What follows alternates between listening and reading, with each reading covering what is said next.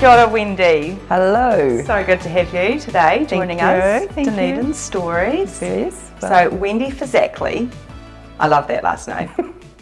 And I've known you for a while now, 14 years or so. Yeah, long time. Yeah. And you're here today to talk perhaps a little bit about your boutique, Design Withdrawals, and everything about you. So I know our audience will be really interested to hear some of your stories. You're very inspirational. Entrepreneurial family.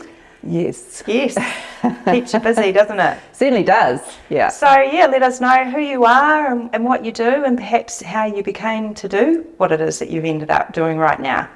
Right, okay, long story. So 2008, actually we moved to Dunedin. I'll start from when we moved to Dunedin in 2003, and then about a couple of years later, I thought, the kids were getting a little bit older, and Bailey was just about to start school, and I just thought, and I started sewing. That's what I did. That's where I thought, I'm going to start sewing, learn to. So I did, and then I wore a skirt one day that I'd made, and my hairdresser said she loved it, and would I make her one? So I made her one, and then someone said to her, she wore it to work, and someone said, I love your skirt. And then anyway, so I started making these skirts. And that's kind of where it started. And I thought, maybe I could make a business out of this, just making skirts. And dresses at the kitchen table, and And then, so then we moved from Dunedin into Waikouiri, and then, so then I started visiting Palmerston to go and, do the shops and things like that. And then the old bank was for sale, and I just got it in my head that it was it was empty. It had just been renovated, but it was just sitting there, this beautiful big open space, polished floors. And I thought, what can I do in here? And I knew that, with my skirts, I'd literally take up a fraction of the space. So I thought, what am I going to do in there? So I thought, coffee. Everyone will stop because everyone wants good coffee. So I contacted Kevin at The Fix, and because I love their coffee, and I says, I'm looking at taking over the store, will you help me set up a coffee area in there? He was awesome. So so that was it. He set me up with a machine and coffee to train me up, and then that was awesome. And they were right, okay, we've got these walls. What am I going to do with the walls? So then I just rung around every artist that I loved, and just really got on. And they all lent me their work to sell on the walls, and then pottery. Everything. I just filled the whole space. It was huge, this big bank. So I just filled it up with people that wanted me to sell on behalf of for them. And did you have that at home, like beforehand? Did you have a No, I didn't. It was, I just knew what I liked, and I thought, well, if I like it, surely someone else will. Yeah. So, and luckily I just chose well, and luckily as well, Dunedin was full at the time. This is 2008. Was full of really creative talent. There was no shortage of doors to knock on to ask to come, can I have some of your work to put in my new store in Palmerston? Palmerston's a funny little place, but at the time, and but I was there 8 years, and it really sort of put Palmerston a little on the map as a place to stop on your way around. Well, it ended up a bit of a destination store, didn't it? That was my goal. People went for a day trip to Palmerston to come to Design Withdrawals. Coffee, buy clothes. No, that was my goal, and it did. It did. I thought, I think it did. It sort of. Fast forward, you had your Dunedin store open. Yes, so I did that for 8 years, and then I decided, must have been for 4 years I had the one store, and then I thought, this is fun. Let's open a little store in Dunedin.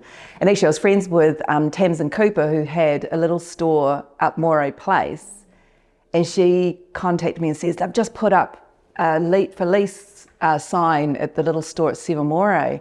And I was like, oh my God, because I didn't want a big store. I just wanted a little sort of almost like a pop-up kind of store. And so I grabbed that, and then so that was in 2012, I opened that.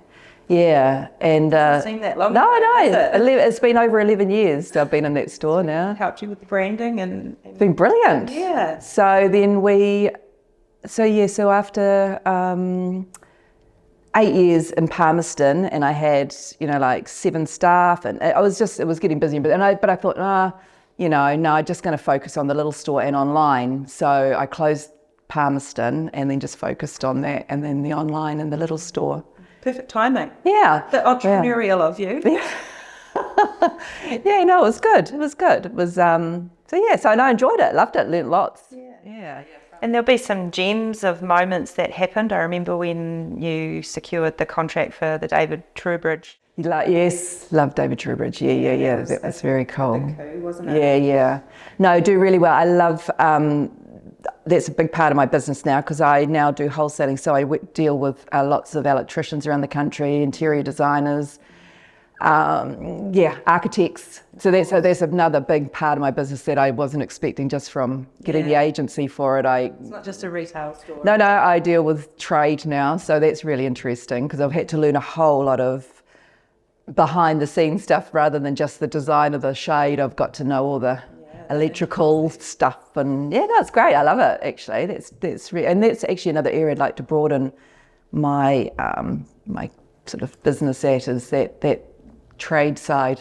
And it's a unique offering for a woman as well to be offering that type of service. And you've got the eye for beauty, but also the functional side of it. Nice, yeah. What about bumps in the road? Have you anything you want to share from a business perspective about how you got through any significant little oopsies?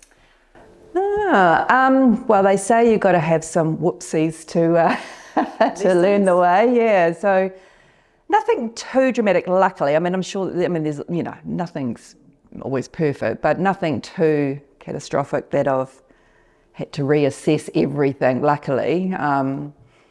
But I suppose opening up in 2008, that was the GFC. So that was, but I always thought, people going, what, you're opening up a store in Palmerston? But I always thought, I just had a small little outlay of money. It wasn't much. And I just thought, and my rent was dirt cheap. And so I thought, well, if it starts costing me money to run, I'll close doors because I can. And everything, I had hardly any stock because it was all on consignment. So I could just give everything back, close the doors, and it wouldn't be, it's very low risk. So I thought that's easy. Yeah. And then, so then when I took on the Moray one again, had an amazing landlord. He's been incredible and, helped me with just also putting the flooring down, really great at the rent and things like that. He's been awesome. So that's been really helpful. And,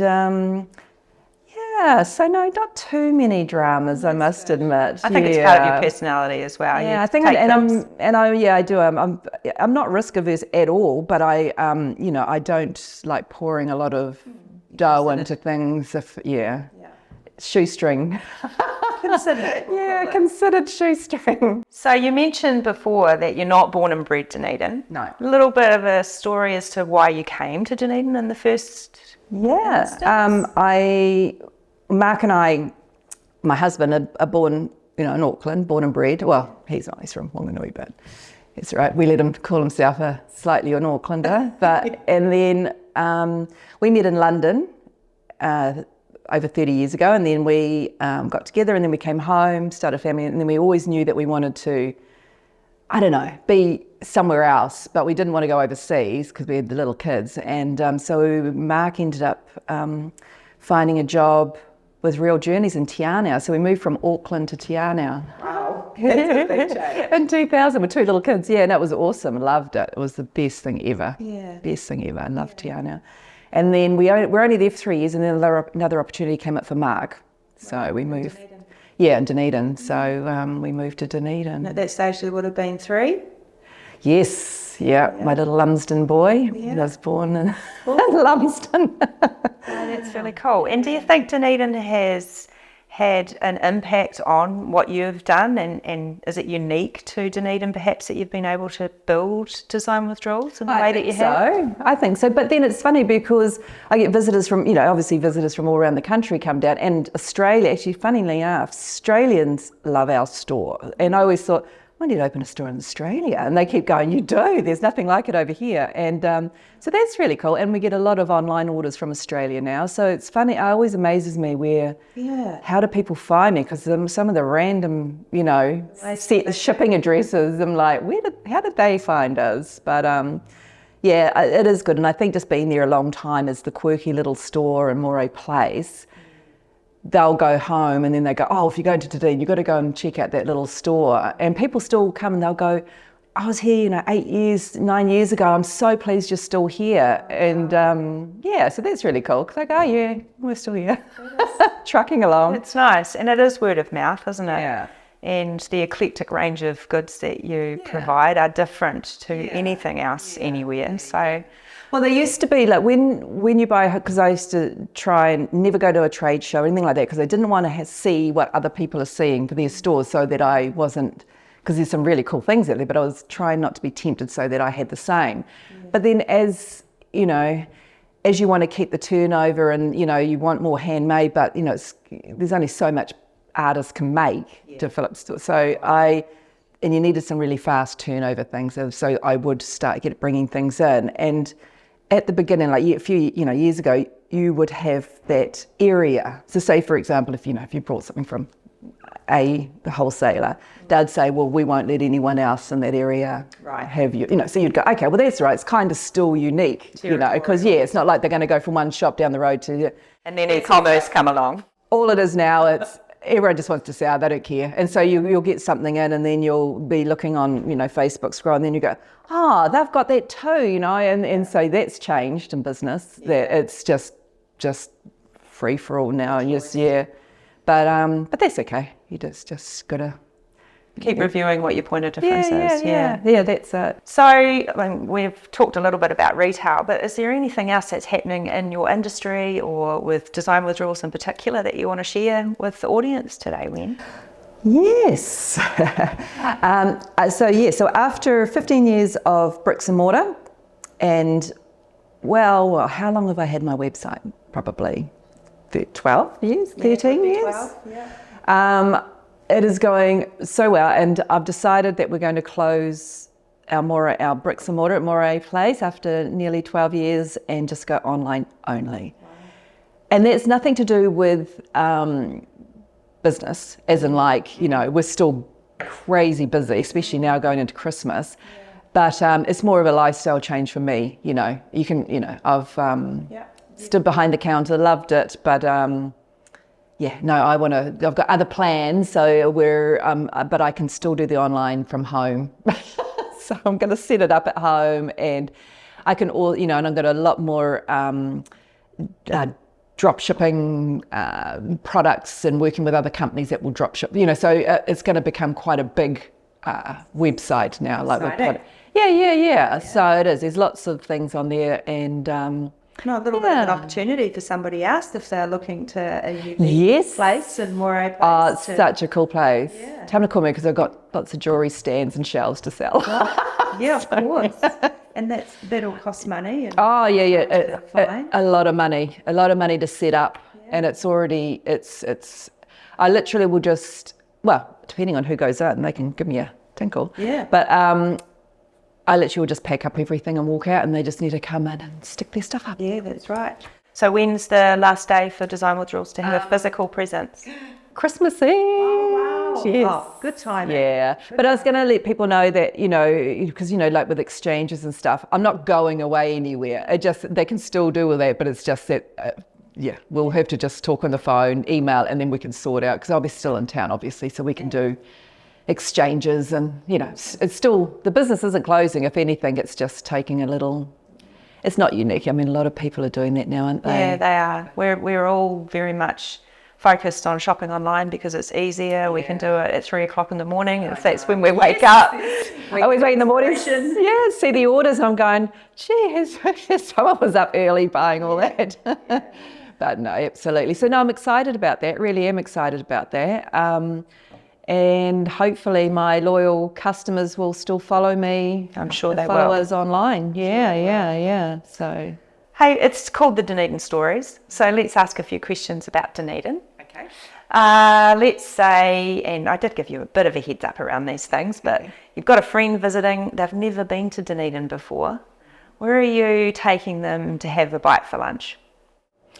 Oh, I love Catalyst down the road, on Princess Street.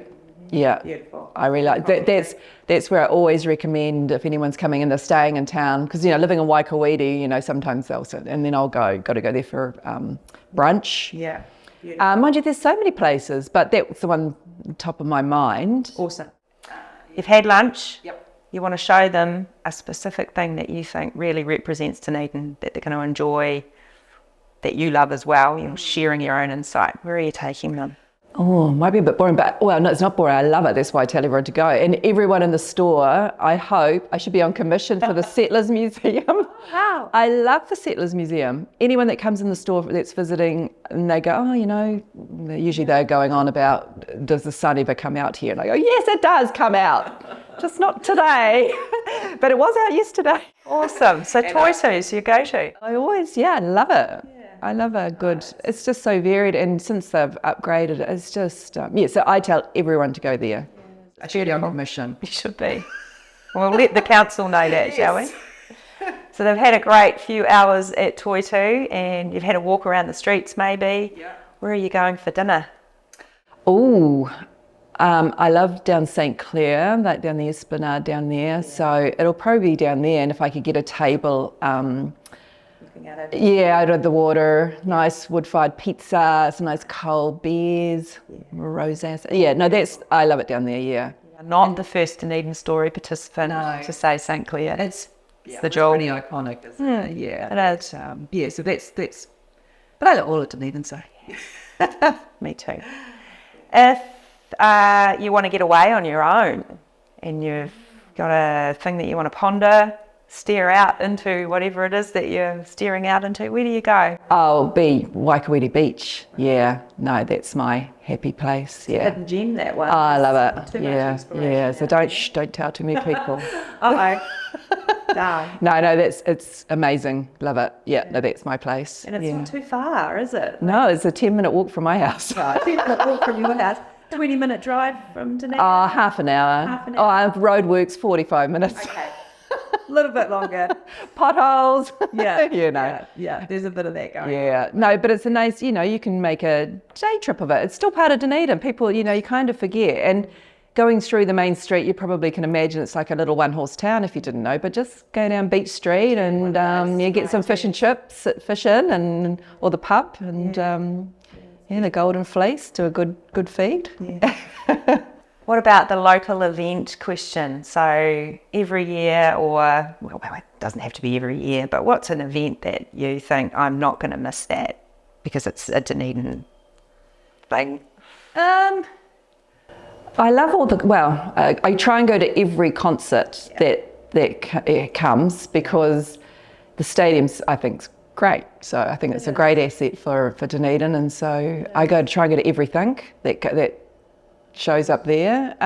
We've got a few coming up. We've got Pink. Yeah. Oh, yes. Yeah, it's going to be good. Yeah, I've got, and there's another thing too, having coming from Auckland and still being, all my closest friends are all up there. They all come down. Nice. So so my somewhere to stay. Yeah. And stay with you. Yep. So there's always at least 6 of us. So any gig. So I do my bit for promoting Dunedin. I bring down a swag of girlfriends from Auckland. We need a few more music venues, I think. Yeah, definitely. I think we do. And I really miss the Fortune Theatre. I used to go there a lot. So I don't know what's happening with that, but that would be great. I loved that theatre. I just loved the closeness of it. So that was a shame that closed. What about if you could share a Spates or an Ocho hot chocolate with a Dunedin legend? They may have passed on or they may still be with us. Who would you like to sit down and have a cuppa with and a chin wag? Oh, I think, there'd have to be, could I have 3? You can have 3. 3 coffees or 3 coffees at one time. Oh yeah, I think together would be fun. Awesome. So, okay. It's all to do with the amazing Dunedin fashion story. So there'd have to be Margie from NomD, and then Donna, Mild Red, and Sarah, I love Company of Strangers. Awesome. Oh, there's so many though. I don't know. I think we're going to have to throw some wine in there. Yeah. Totally. Yeah. No, I love what they've all their stories. Yeah. It's really true, unique Dunedin fashion. Yeah. That I know you're very similar to me. We go overseas. We used to go overseas a fair bit, and I always came back with exactly what I'd packed. Yeah, because there was nothing like it. No, totally. Oh, I used to just pack. I used to love the compliments that you'd get wearing their clothes. Overseas. Where did you get that? Yeah. I'm going, well, it's cool. No, I loved it. That's right. So, that's what I love. Yeah. And look, final Dunedin question, but it is an improvement one. if you had the power to do anything or to help other people like the council consider a change that would improve Dunedin, what do you think we should be doing?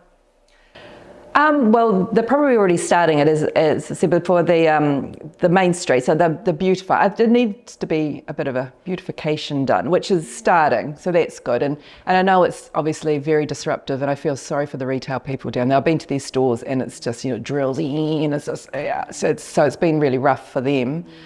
Hopefully, light at the end of the tunnel for them, and that it's just going to be so stunning, hopefully, when it's all done, that people will come flocking to them again. So hopefully, I'm sure it will. I think it's going to be great. But I just think, the whole, it's great. But just sprinkling a little bit of beautiful dust over, that's all it needs. But then you don't want it to lose its grunge either, because, Dunedin, it's a cool... It's a fine line, isn't it? Yeah, you don't want it to look... It's got to still keep its character. And I think it will always will. I don't know, it is so unique. Because when you arrive here, it doesn't mean if you're from... we get visitors who have just been to Dunedin for the first time. They're from, up anywhere in New Zealand, and they feel like they're somewhere else. Like you literally feel like you could have gone to. It's so unique, and it's with the buildings and the atmosphere, and just love it. No, hey, thank you so much for your positivity. It's really awesome.